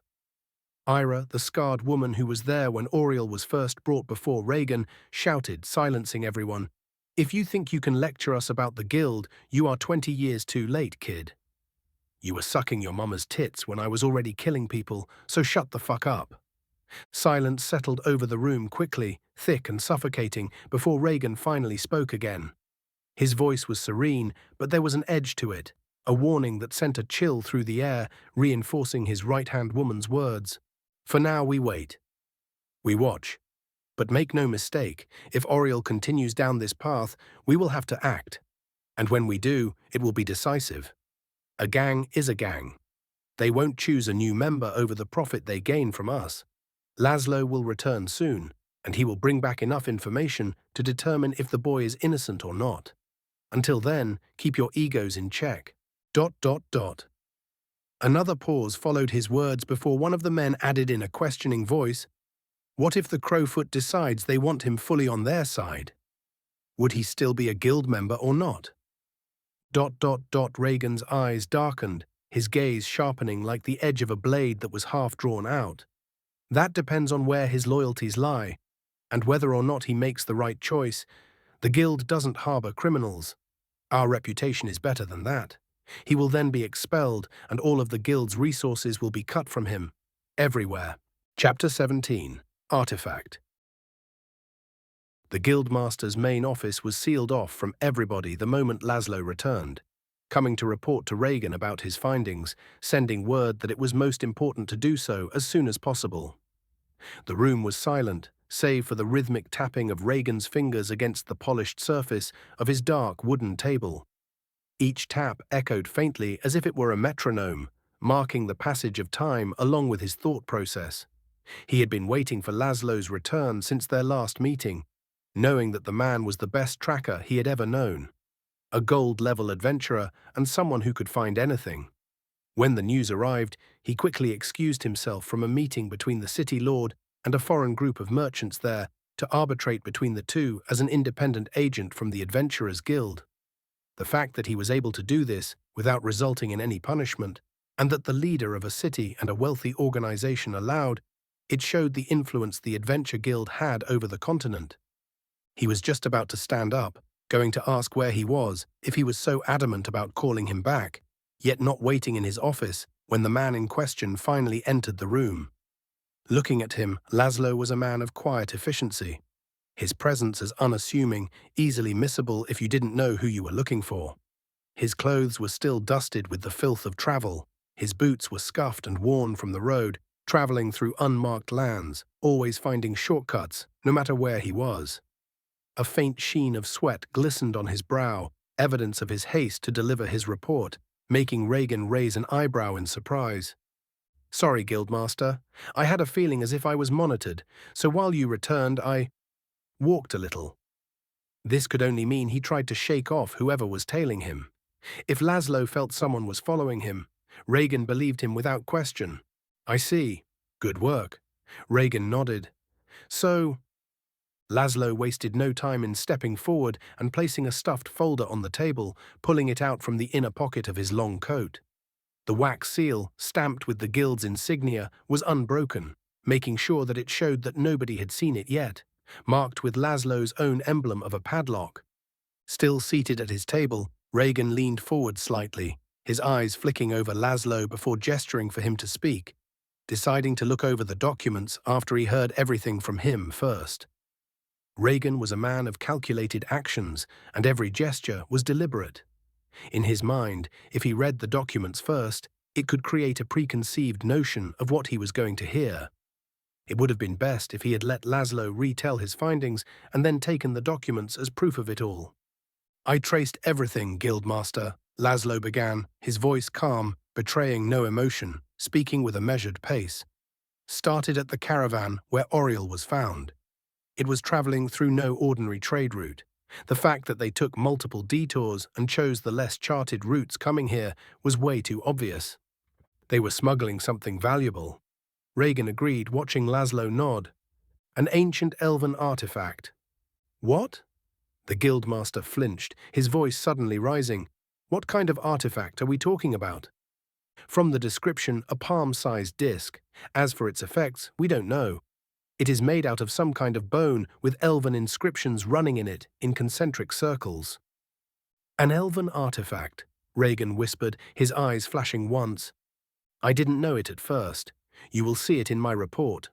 He nodded at the documents. "I traced them back to their origin, contacted the local guild, and made sure to use them to track down everybody or everything connected to the caravan. In my search, I finally found a proper link. After capturing the man, a quick torture was enough to make him spill everything. The way the ambush played out was that the artifact was the true target. The rest of the cargo, just a cover." "What about him?" Reagan asked, but Laszlo simply tapped the table once, a clear indication between them that the person in question was no longer an issue. "Good. Did anyone else know about it?" "I made sure to leave no stone unturned." Laszlo shook his head. "Only those who were in the caravan, but they are dead." "Except the kid." "Yes." Laszlo nodded, his expression unchanging. "After piecing things together, I tracked down those who ambushed them and found the beast folk's camp. Or what was left of it." He paused, knowing Reagan was about to speak. "Auriel, your instincts are right. The camp was hit hard. It wasn't a raid by another faction. It bore the usual mark of the Crowfoot gang's retaliation signature. Kravik and his crew wiped them out. But I was able to reconstruct what happened. In your opinion, was the kid behind the initial ambush too? Did he orchestrate it, but then the beast folk betrayed him too?" Reagan asked in the end, his voice solemn and low. "Hard to tell. That possibility is not zero, though." "I want your opinion," Reagan pressed on. "I dot." He considered for the first time. He furrowed his brows, mulling over it. "I don't think so. Mostly because of his upbringing." "Oh?" "Because?" Reagan asked in surprise. "The boy himself is an orphan, but he was raised in Mithranil's school. He was taught by the old man." The guildmaster whistled, watching Laszlo nod his head, confirming it. "Yeah. If it is true and he comes from his school, he wouldn't be the one who sold them out, which complicates things." "Guildmaster?" Laszlo asked, now feeling a bit confused. "So, they have the artifact now?" Reagan continued, ignoring his question, his voice sharp and urgent. "Well?" Laszlo hesitated for only a fraction of a second. That's the logical assumption. I can't prove it, though. If they hit the beast folk camp, they must have taken everything of value, including the artifact. Reagan leaned back in his chair, exhaling slowly through his nose. His fingers steepled in front of him, the tips pressing together as if in prayer, thinking, watching the still untouched documents. And yet we don't know for certain. Laszlo nodded. But given their efficiency, it's highly unlikely they left it behind. We still have an opportunity to get it for ourselves, he said at last, his voice cutting through the forming stillness. The boy? Laszlo asked. Yes, Auriel is already close to them. You want to use him? Yes, Reagan answered, his tone measured, a smile hanging on his face. Anyone coming from Mithranil's school has to live up to the old man's expectations, meaning they have to be loyal and adhere to his ideals. The boy is a bronze-ranked adventurer, which means he swore an oath to us. He found himself in the gang because we limited his freedom, but now we can reinstate him, even reward him. So his loyalty should drive him back to us. First, we appeal to his better nature. Make him believe that securing the artifact for us will reward him beyond his wildest expectations. Wealth, security, and power. Whatever he wants. Raise him to be a gold ranker. I don't care what it takes. If that doesn't work, he let the words hang in the air, the implication clear. We will switch up the tactics. That artifact must not leave the city, and it must not get into local authorities' hands. We must have it. Understood, Laszlo agreed with a knowing nod, his fingers idly traveling to the hilt of the dagger on his hip. Good, Reagan said, but that is for a last effort. For now, we plan. We wait for the right moment. I will gather the trusted ones from the guild and share your findings with the inner circle. He continued, grabbing the documents and finally opening them. Across the city, in the warmth of her simple, humble-looking home, Rhysa sat at her desk, poring over the documents Auriel had retrieved. Her husband and her daughter were already asleep, and Kravik and the boy had left an hour before. For now, she was alone in her private office in the basement. The room she had set up there was small but cozy, the walls lined with shelves filled with books, scrolls, and trinkets collected over the years since she turned her childhood thieving gang into an actual criminal syndicate. At that moment, a single candle burned on the desk she sat at, its flickering light casting just enough light for her to read the letters between her fingers. Her keen eyes scanned the slightly smudged parchment before her, focusing on those parts where the ink was still dark and readable. Her fingers moved slowly, tracing the lines of text, piecing together the puzzle that lay before her because it wasn't written in the human language. That alone sparked great excitement because it wasn't beastfolk scribbles nor dwarven rune writing either. It was elvish. She was a woman of sharp intellect and even sharper instincts, her mind always working, constantly analyzing. Her parents always hoped she would become a scholar, an inventor, someone important. Yet she found that her ideas were the best when they were utilized to outplay the law that protected those who were already wealthy. Maybe our young little flower-loving fledgling is the next evolutionary step for my family. I was always lucky to find new ways to move forward, she muttered, using a thick book to translate the contents of the letters. Proving that she was indeed lucky, it was simplified elven, something the sharp-eared bastards used to communicate with the so-called lower life forms, aimed at the beat folk in this case. After finishing the translations, the documents became a treasure trove of information, with each page revealing another layer of elven mystery. She had already learned from them that the beast folk had attacked Auriel's caravan for a reason. It wasn't random, it was deliberate. They had been after something specific, something valuable. And now, reading between the lines, Rhysa knew exactly what it was. An elven artifact, she murmured, her fingers tapping against the parchment. Her words were barely audible, but they carried the weight of revelation, and her body shook once or twice from excitement. The documents hinted at more than just the attack. They provided traces of correspondence and coded exchanges that suggested the beast folk had been hired to retrieve the artifact for the elves, using them just as kingdoms use the adventurer guild everywhere to fight a proxy war with them. The elves, she muttered, the realization settling in like a stone dropped into still water. The implications alone were staggering. If the elves were involved, it meant the artifact was more than just a trinket. It was a piece of their history, their power, something they would stop at nothing to reclaim, which also meant that this relic had great value. Power. She continued reading, her brow furrowing in concentration. The papers revealed one more piece of crucial information. Maybe the most important one. The artifact hadn't been delivered. The beast folk never handed it over. Instead, they had hidden it somewhere, securing it for themselves, wanting to haggle for more than what was promised to them. That meant it was still out there, waiting to be found. Her mind raced with possibilities. She knew the Adventurer Guild would sniff it out. And if the guild believed the Crowfoot had it, they would come for it soon.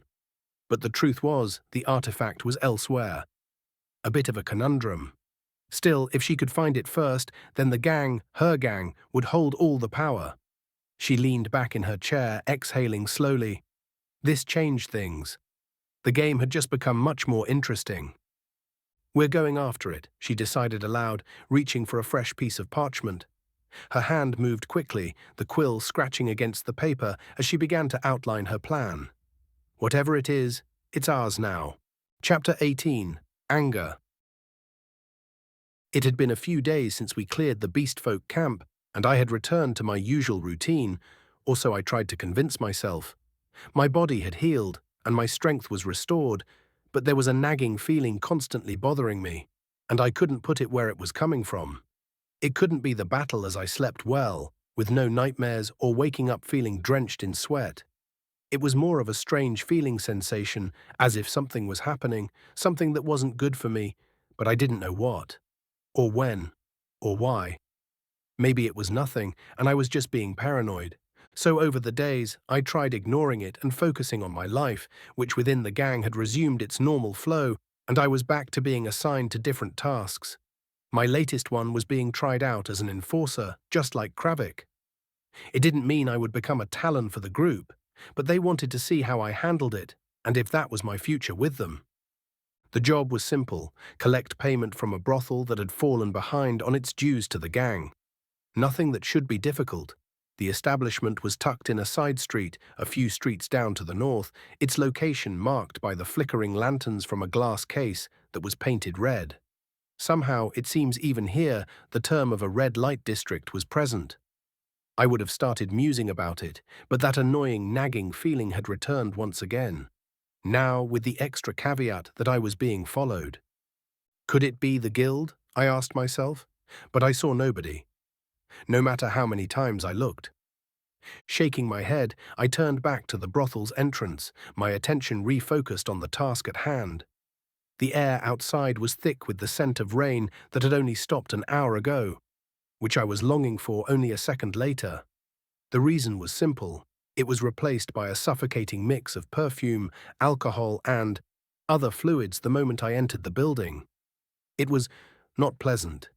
Best if I spend as little time in here because, apparently, my senses are not really the fan of smelling others' naughty odor permeating the air, masked by whatever the whores were using here instead of a simple soap. The brothel's owner was easy to identify after I walked past the reception, heading straight to the back rooms.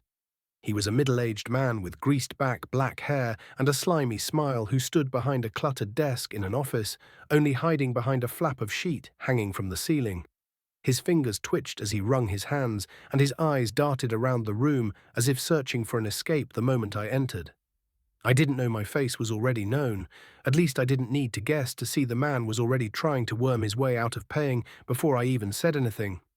"You see, the business hasn't been great," the sleazy pimp, for lack of better terms, stammered, his voice cracking the moment I arrived at his desk, crossing my arms and just looking at him with one raised eyebrow.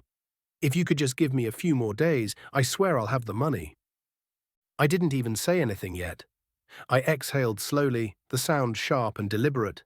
I was trying to imitate the voice and look I saw in old gangster movies, wondering if I was doing it well or not. Anyway, it was worth a try. "Oh, no need to," he smiled, trying to look amicable in his pompous-looking crimson-colored suit. "I perfectly know you are from the great and magnanimous—" "We aren't magnanimous." I cut in, feeling icky from his ass-kissing, and my patience is already frayed, thinned to a thread just by being in here. And not paying your dues is unfortunate, I continued, the edge of my lousy mood showing on my face. But you know how things work. We provide protection and a slight immunity against the city's laws, and you pay on time. Or things start getting messy. We both know your clientele are not the local nobles. This is not exactly a place they would visit, so if you don't have someone up there to protect you after we withdraw. Knowingly, I let the words linger, watching as the owner's throat bobbed with a hard swallow. The man's earlier smile faltered, and his hands trembled even more as he reached for a ledger on the desk. Oh? Something to hide? Why did this scenario feel like when I was trying my best to help out my team leader in the office, only for him to take all my work and present it as his? His body language and face reminded me of him already. No wonder my hands were faster. I snatched the book before he could do anything, flipping it open with a practiced ease that betrayed my familiarity with such records. I handled enough of the company's business, working overtime every day to know what to look for. Hey, you can't just… The little snake protested, his voice rising in panic, but I just ignored him.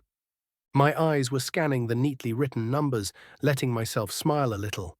The biggest mistake of his was the fact that he notoriously kept track of everything in this shithole.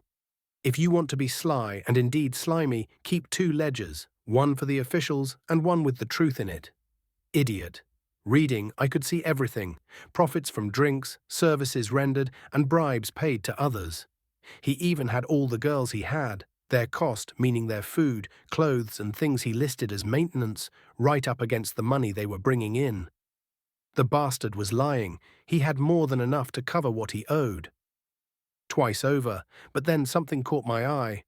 Flipping to the ongoing label in his ledger, there was a draft of a deal with a fresh date, written up only yesterday. It was an entry waiting only for final confirmation after finalizing the price of the newest product. Reading it through, I barely noticed that my left hand slipped to the hilt of my short sword. What I noticed was that my blood had run cold. This was not a typical sale for something. It was a deed for a girl, a young girl, a human, an individual, a virgin. The price was still being negotiated. And the seller. My hands clenched the edges of the ledger so tightly that the paper crinkled under my fingers. I knew that fucker. The name written under the seller's section made my stomach lurch. It was Lera's father. Suddenly, the weight in my chest was unbearable, a crushing pressure that stole my breath and made my vision swim, seeing a tinge of red. Like hell, I will let this sale go through. I have no issues with girls choosing to be entertainers in their own right, but buying someone like this? Are you insane? A sharp, searing pain shot through my chest, not physical, but a visceral reaction to a fact that I totally missed until now. I never knew if this was even legal in this world. Wait, I was working for a gang. Even if it was legal or not, that could mean jack shit now. For a moment, I thought I was dying again, just like in my old life, my body seizing under the force of my sudden rage. I heard how my heart pounded in my ears, becoming a deafening drumbeat that drowned out everything else. You okay? The piece of shit's voice was distant, barely audible over the roar in my mind, but loud enough to bring me out of my stupor. With a flinch, I slowly lifted my gaze, probably looking awfully grim as the man snapped his mouth close, stiffening. I didn't say anything, I just stared, and the silence became suffocating. I wanted to speak, but I was so angry. The words were fighting against each other in my throat, unable to decide what type of curse I should put on his head. At least the bastard, despite his years of experience dealing with criminals, indeed paled, all of his supposed bravado crumbling under the weight of my boiling, visible fury.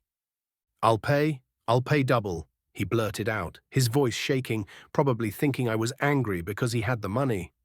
He scrambled to gather it at once, shoving it into a pouch and pressing it into my hands without hesitation. Here, just take it and go. I even put in some extra for being so late with it. At first, I didn't react. I simply hung it up on my belt and then walked out, ignoring his shouts, trying to say that I should tell the others it won't happen again. By then, the rain had started to fall once again, but only as a light drizzle that still managed to soak into his clothes and cling to his skin. It felt nice. It calmed down the rage I was feeling. Still, my breath came in uneven gasps, my mind racing with a torrent of thoughts that I couldn't control. What now? I asked nobody but myself. Did the gang know this was happening? Did Rhysa know? If they did, would they even care? The questions burned strongly, coming up over and over in my mind, each time becoming more infuriating than the last. I had no answers, but one thing was clear. The deal didn't go through yet, so it shouldn't be in effect. I needed to get Lera away from her father before the man went through with his vile idea. Wait, even if it is possible to hold it up in this world's laws, fuck that. Didn't I say I won't care about those anymore? My thoughts were a blur, but my body had already moved on its own, driven by a simple need to act, and act fast. So I made my way to the bakery and their home without hesitation. When I arrived, the bakery was dark, and the scent of flour and baked goods still lingering in the air told me that they had only recently closed. For starters, I knocked on their door only once, but it was loud, sharp, and forceful. No answer. Okay, then I knocked again, even harder this time. Yes? After a pause, the door creaked open, and Lera stood there, blinking nervously, relief shining from her eyes when he realized it was me. Auriel, what are you— Come with me, I said, my voice lower than I intended, and probably scarier than it should be if I wanted to make her trust me. No wonder that Lera hesitated, taking a step back, clearly startled by the intensity of my expression. But then she saw something. I don't know what it was. Maybe it was anger, fear. Maybe. I also didn't know what I was feeling. But it wasn't good. I watched as she swallowed and then nodded, stepping out of the house without another word. She trusted me, I could tell. I will explain it later, I said as we turned to leave, but a voice rang out behind us. Where do you think you're taking my daughter? Lera's mother appeared in the doorway, her presence filling the narrow entrance, her eyes blazing with fury. Get back inside, Lera. Now. I didn't let Lera's hand go, but I stopped when she flinched, torn between her mother's demand and the apparent urgency in my grip. Auriel, she tried to ask, wholly confused, but then her mother lunged at me, trying to grab her back, but I moved before she could reach us. Without realizing it, my body reacted, shifting, countering. Just as I did with the tiger I fought, finding her much slower. By reflex, I grabbed her wrist and twisted it, forcing her away with ease. The woman stumbled, gasping in shock at the sudden display of quickness, something that also surprised me, but I wasn't going to question it now.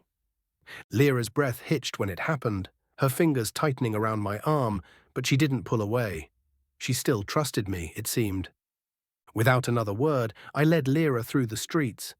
The rain was falling harder now, soaking us both, but I barely noticed as my mind was filled with an unfocused rage and fear. Fear from the idea that we were dealing with selling humans. With how my life was previously, I may have been paid, but it was only enough to keep living. In all but name, I was simply a slave with no outlook for any improvements. For Lera, this would be even worse. I won't stand for that. Tonight I will get answers. I am going to speak to Rhysa directly and ask it all with Lera next to me. If she can lie into our faces, well, I don't know what I will do, but I will think of something. Chapter 19, Broken. Lera sat on the edge of her bed, her fingers digging into the old fabric of her skirt, the material rough after going through years of washing and drying, as there was not much she could spend on herself, having to do with what she had. The house was quiet, but not because it was a peaceful night. Quite the opposite. She just had an argument with her mother, thanks to her father, who has been gone for a day and a half already. As for where? Who knows? Why? That was a more straightforward question. In times like this, it was because he was under the influence of his addiction and put into a mindset that he would do anything to get his next fix. It wasn't the first time that her father had been missing for a while. It happened more and more lately, always finding him somewhere in the city after another potion-fueled relapse. The issue was that every time the potion left his body, he would be even worse than a drunk. She should have been used to it by now, but it never got easier. Each time it felt, worse than before. It didn't make it easier that her mother was also on the verge of exploding. Her angry voice still echoed in her ears from their argument just minutes ago. It had started like every other fight, with a passive-aggressive remark from her mother followed by a bitter response from Lera. Then it escalated into accusations and sharp words neither of them meant, but couldn't take back the moment they left their mouths. But her mother's words had cut deep this time. "You're just like him, you know, always running away from your problems." Lera had wanted to scream at her, to throw something, to make her mother understand how much those words hurt. But instead, she just stood there, fists clenched, until her mother stormed out of the room, slamming the door behind her. Now, sitting alone in her room, Lera felt like she had also reached a point where it was dangerously close to exploding, ready to snap. Her chest ached, and her throat burned with unshed tears she had been holding back over and over again. She was tired, exhausted really. Today had been an awful day, and she wanted nothing more than for it to end one way or another. She really gave up on her family. So when she heard the sharp, forceful knock at the door, she nearly jumped out of her skin. Her heart pounded in her chest as she hesitated before moving to answer it. She was afraid it was her father.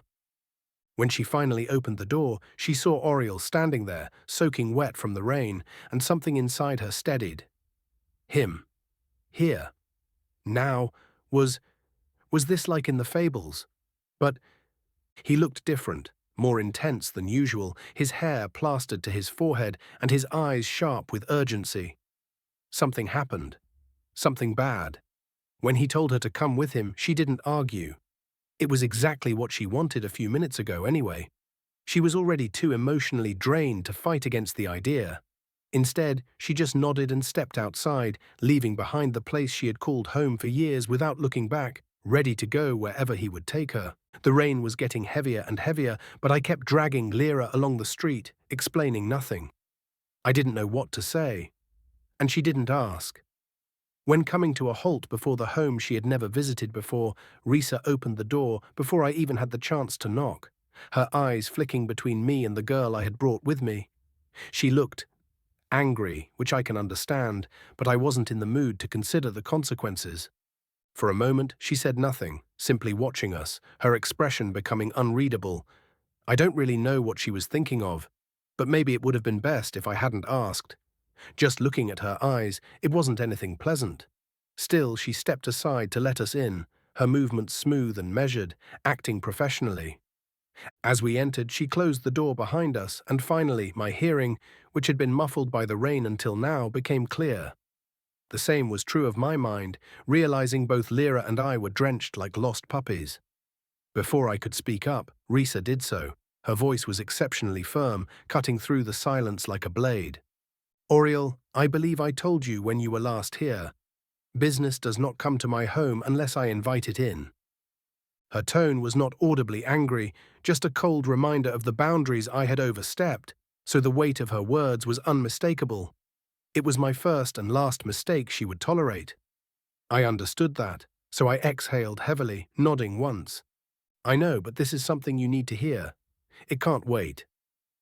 "Everything can wait," she reprimanded me, looking into my eyes. "But you do look like someone who has seen a ghost." Rhysa studied me for a moment longer, her gaze then moving away, lingering on Lera, who stood silently behind me, her arms wrapped tightly around herself. "Both of you need a warm towel." Finally, she motioned for us to follow, while leading us downstairs to the basement, where she gave us towels and even sent Lera behind a divider where she could undress and clean herself. "Take these," Rhysa added, throwing a few clothes over them. "Yours are too soaked to put back on. And you." She glanced at me. "My hubby's clothes are too big for you, so suck it up and deal with it." "Sure." I nodded, and the fact I didn't react to her short jab told her I was indeed taking this way too seriously to start fooling around. I didn't count how many minutes passed silently between us, but since my reaction, Rhysa has also been waiting patiently, but with a stony expression. The room was well lit, and the air was warm and faintly scented with old paper and ink, providing a bit of calm on my nerves. "Sit," she said in a monotone voice after I was dry enough, leaning against her desk as she crossed her arms, waiting for an explanation. And speak. I need details. She instructed me, glancing once at the divider, watching Lera appear in her new clothes, and also curious about what was going on. Why did I abduct her so suddenly? It concerns Lera. I wasted no time, starting directly, looking into my boss's eyes, never leaving her gaze. I found something today at the brothel I was sent to shake down. Something I couldn't ignore. Then I pulled out the letter I had taken from the brothel's ledger and held it up to Rhysa to see. There was a deal being made. A girl was about to be sold off. And the seller, Lera's father. Or? Silence fell over the room like a hammer. It was as if the absence of sound was like an explosion. It was broken by Lera, who inhaled sharply, her entire body going stiff where she stood.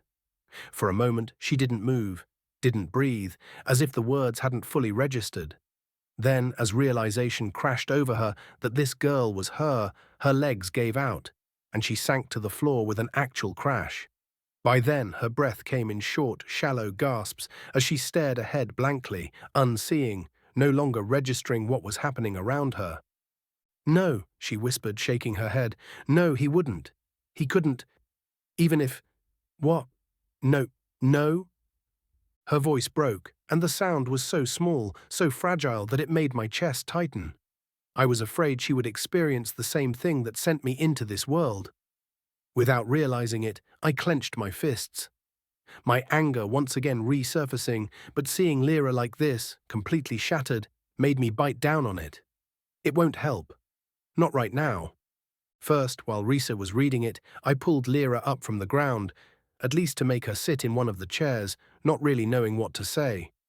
So to do something, I turned my attention back to Rhysa, my voice cold as I asked, "Did you know about this? Is this something the Crowfoot allows?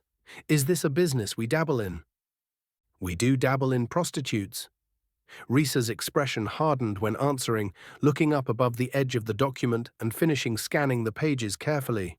"But no," she stated with absolute confidence, "we do not deal in people, nor in drugs. Those who do not last long in this city."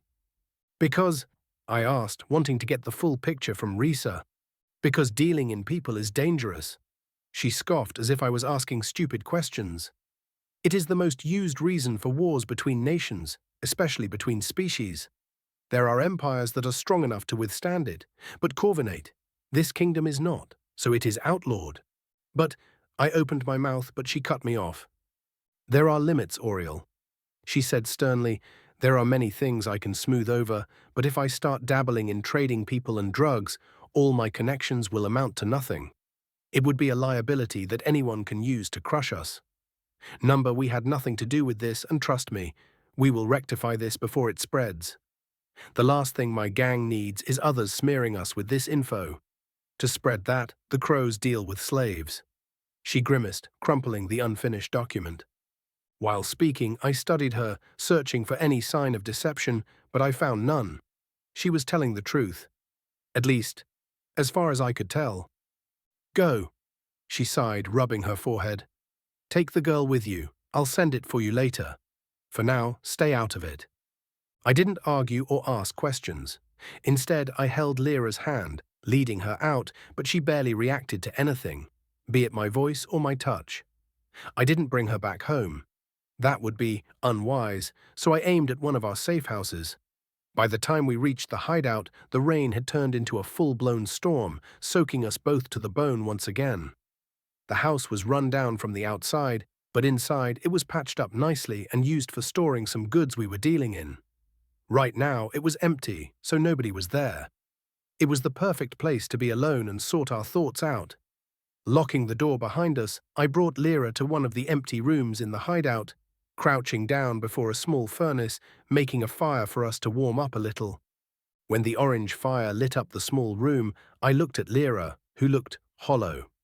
I quickly grabbed a towel from a nearby shelf and kneeled beside her, starting to wipe her face and hair from the rain.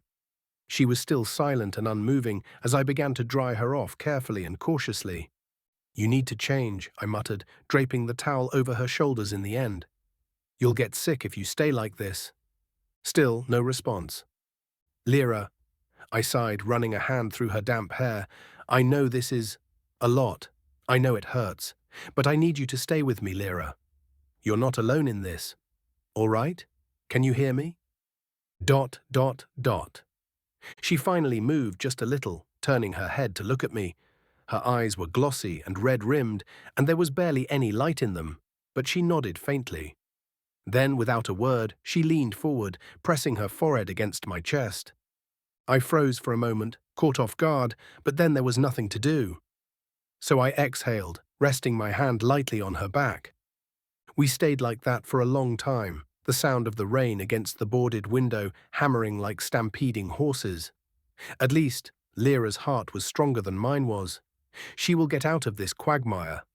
I had to believe that because I felt sorry for her and somewhat understood how betrayal felt. Although I didn't know if even I would be able to say I experienced the kind of betrayal she did now. Chapter 20. Missing Pieces. The fire I had made crackled in the dimly lit room, casting flickering shadows against its worn wooden walls, making us feel alone in the world. It has been a day since I brought her here. I had sat down on a rickety chair across from Lera, watching her but saying nothing, simply bringing her some fruits to eat. What could I say? I had no idea. Nothing came to mind. In turn, she hadn't spoken much since learning the devastating news either, only reaching out and silently munching on the sliced apple. Finishing the small breakfast, she just sat on the edge of her cot, knees drawn to her chest, her still damp hair sticking to her skin as she woke up from a nightmare last night, drenched in sweat. However, after I calmed her down, she had changed into a drier set of clothes after being soaked again. Watching her, she looked smaller than ever. It was as if the weight of what she'd learned had physically shrunk her down. I felt bad. I couldn't help it. Her arms wrapped tightly around herself, her fingers pressing into her arm, eyes looking dim, almost empty. What was a bit more worrying is, well, she hadn't cried. Not yet. Auriel. I turned my head toward the new voice, and to my surprise, it belonged to Kravik, who I hadn't even heard coming in. He was leaning against the doorframe, his arms crossed, shaking his head. His expression was compassionate, and his voice was low enough not to startle Lera. Go get some rest yourself. I'll watch her so she does nothing stupid. I hesitated a little, glancing back at Lera, but I was indeed tired. I didn't sleep since finding that unsigned bill for sale. What worried me once more was that she hadn't moved and hadn't even acknowledged us. Finally, my fingers twitched, wanting to say something, anything. But I knew there was nothing I could do right now. She had to open up first. Yeah, I muttered, pushing myself up. I'll check in later. By the third dawn, the Crowfoot had already put their ears to the ground everywhere in the city. Rhysa wasted no time, sending out informants and contacts across the streets the moment we left her home. Lera's father was a well-known wreck of a man. Tracking him down shouldn't have been difficult. It shouldn't have been. And yet, by the second day, they had nothing. By the third, not even a sighting of the fucker. It made me nervous and restless, so I took matters into my own hands. I didn't fully trust that the crows were telling me everything, that Rhysa wouldn't lie about something so serious. I was still new. I didn't have any contacts or networks, but I did make some brief connections and knew which tongue I could loosen with a few coins I had earned so far. My first success was with an old drunkard who had seen Lera's father the night before, stumbling around near the eastern markets. Not dead, not missing. He's just gone after getting a fix that sent him reeling for 10 minutes or so. It wasn't much, but it was something. So I followed the lead, heading toward the lower district's eastern bars, places where people like Lera's dad could turn up, alive or dead. Holes that were cheap and dangerous, not only because of the people frequenting them, but because they may serve you so bad of a drink that it could kill. I didn't expect what would come next. As I rounded the corner of an alley, a familiar figure stood waiting for me right there and then, as if knowing I was coming.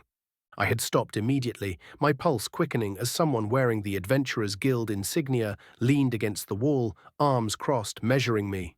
I hadn't seen the man before, nor any other members, not since I walked away from the guild. Glancing at his wrist, there it was, hanging from it like a decorative chain. His bracelet. shining in gold. Damn it. I had no genuine concept of what each rank meant or what the requirements were to be promoted besides experience or fame. But I could easily see that being a bronze-ranked one and him a golden boy, I did not have much chance if I wanted to run. Reflexively, my hands curled into loose fists as I spoke up. "Didn't expect to see you," I said, keeping my tone casual, trying to be unreadable. "You lost? We never met before." "I meant you, as in the guild members." I rolled my eyes, not wanting to give him the impression I was afraid. "Laszlo," he smirked, pushing off the wall and introducing himself. "I was waiting for you." "Yeah." I tensed. "Why?" "Well," Laszlo shrugged, stepping forward at a leisurely pace, but in a way that blocked my route forward, and I had a nagging feeling backing out would simply put me in the sight of another group hiding somewhere. "I bring good news, actually. The guild has decided to clear you, Auriel. More than that, if you had any past offenses. Forgotten. All of them." I couldn't help but narrow my eyes. This was a trap. Why now? Why say it like this? Why not invite me into their headquarters? Something didn't add up. "I don't have any past offenses," I said slowly. "Well, at least, if my memories as the young Auriel held up well enough." "None that we know about." Laszlo chuckled. "So, no you don't. But let's be honest, we were pissed you joined with a bandit group, especially with how sudden of a switch it was." His gaze flickered over my shoulder, making me flinch, but I did not turn around. I felt how dangerous he was. I was not going to take my eyes off his hands if I could help it. What if he stabs me? "You even disappeared for a while, then left the city. We know that, by the way." "I guessed as much," I muttered while keeping my face blank, but my gut twisted. Fuck. Laszlo was telling me something without saying it outright. They had been watching, and they knew where I had been. I thought the boys paid off everyone who had to be paid off. Well, so much for secrecy, and if they knew that, what else did they know about the crows? As if reading my thoughts, Laszlo sighed, giving a mock disappointed shake of his head. "Honestly, Auriel, we weren't even mad about you joining up with Rhysa. Gangs change hands all the time. It happens." I said nothing, waiting. But damn, this means they also know Rhysa is the head of the organization. I wonder if she knows they know. "But we figured," Laszlo continued, his voice lowering just slightly, "that after a few months in the mud, you'd come back. A prodigal son of sorts. And you know what? We're making it easy for you. You can return to us and keep yourself as a bronze-ranked adventurer. No penalties, no grudges." My jaw tightened, holding back myself from expressing anything on my face. I had expected a threat. I expected veiled warnings. This was worse. They weren't demanding anything. Were they inviting me back? Just like this. I had faced so many sweet-talking opportunities before that this one was stinking from a mile away. And not because Laszlo's hygiene was terrible. "Think about it." He smiled, seeing my silence. "No rush, of course. Just think about it." "Maybe," I answered as I shifted my weight, crossing my arms. "And if I don't?" To that, Laszlo gave a slow, knowing nod. "Well, nothing, really." He sighed dramatically. "But you know how things are, Auriel. People talk. Trust is fragile. If you're working with the crows, you should know that better than anyone." What was he speaking about? Could they? The thought alone made my fingers twitch. "There's something I don't understand," Laszlo continued, observing me. "You seem to trust them quite a bit. I mean, they're still criminals, aren't they? No matter how noble they act. They sweeten their deals, praying for the vulnerable. You were vulnerable, weren't you? I know it was our fault, but we had to be careful, Auriel. You can see that, no?" That may be right, but I didn't get enough time to think as Laszlo wasn't done speaking. "And you know," he added, stepping closer, his tone even quieter now, more intimate, "if there was someone the crows didn't want you to find, they'd make sure you never did." Hearing that, my pulse suddenly pounded in my ears.